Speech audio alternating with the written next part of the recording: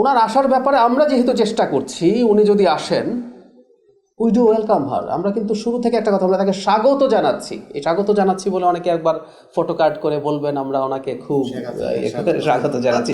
স্বাগত জানাচ্ছি আমরা জাস্টিস, আবার ওই কথাটা আগে একদিন বলেছিলাম, আমরা তার জন্য জাস্টিস নিশ্চিত করতে চাই, ইনসাফ নিশ্চিত করতে চাই।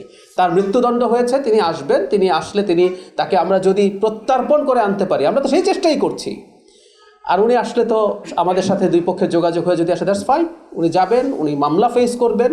উনি মামলার জন্য আইসিটিতে এখন বিদেশি লয়ার আনারও স্কোপ আছে। পৃথিবীর শ্রেষ্ঠতম লয়ার তিনি আনুন, তিনি তাকে ডিফেন্ড করার চেষ্টা করুন। ওখানে অবজারভার রাখা যায়, ওখানে ভিডিও ক্যামেরা রাখা যায়, এতটাই আধুনিক করা হয়েছে ইন্টারিমের সময় এই আইসিটি আইনকে। সো একেবারে স্বচ্ছ বিচারের মাধ্যমে সব প্রসেস চলবে।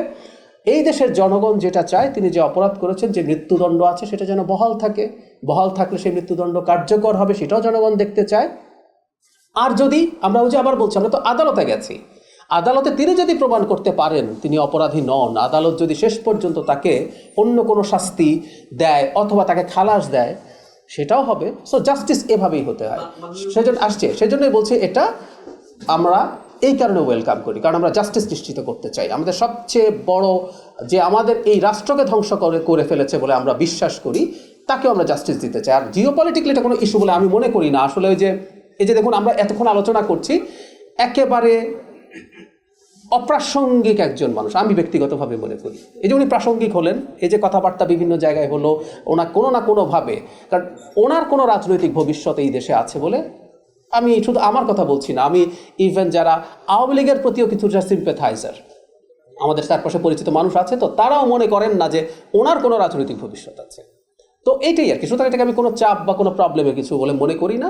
উনি যদি আসেন, আমরা তো চাপের প্রশ্ন কেন, আমরা তো চাইছি উনি আসুন, আমরা তো ওনাকে নিয়ে আসার চেষ্টা করছি, প্রত্যর্পণ করার চেষ্টা করছি। সো আমরা যদি এমন হতো যে আমরা চাইছি উনি ওখানেই থাকুন, উনি এখন আসবেন বলে আমরা চাপে পড়ে গেছি, ব্যাপারটা তার এরকম না। এবং শুধু ইন্টারিম না, এই সরকারও, গতকাল পররাষ্ট্র প্রতিমন্ত্রী কনফার্ম করেছেন, এই সরকারও ভারতের কাছে শেখ হাসিনার প্রত্যর্পণ চেয়েছেন।